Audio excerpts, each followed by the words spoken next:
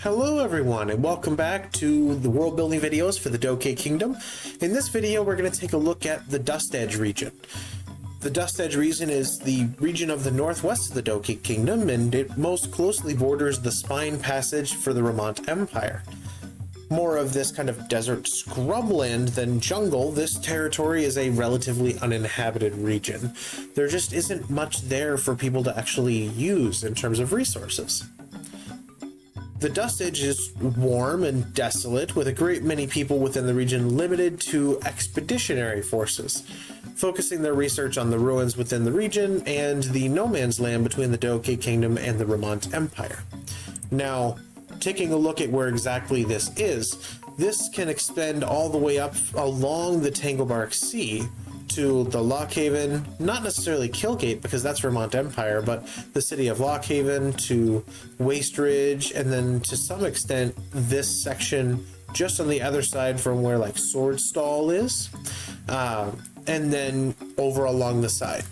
There are some people that live here, but more of their kind of settlements are based around specific geographical locations or geological locations, like the Tanglebark Sea for Westridge, or the Spine Passage and mountains that border the Tanglebark Sea for Lockhaven.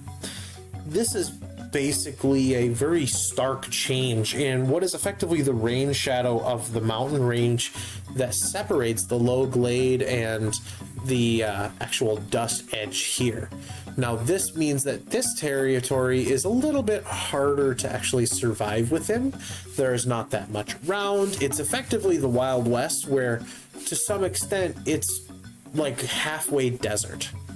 Now, going for northward, you have a little bit more water from the Tanglebark Sea and a little bit more support, and so you have some ways of survival there. The other interesting part of what the area tends to hold, and this is kind of straddled between in the no man's land between the Ravean Empire and the Dokei Kingdom, but this inland sea here is less of an inland sea and more of a crater.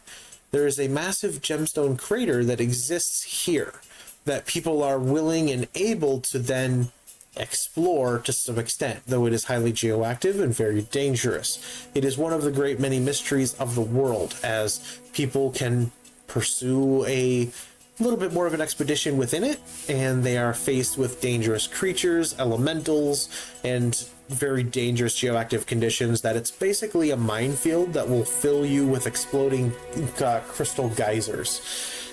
This means that this territory, while interesting, can pose extreme threats for the majority of anybody from either nation.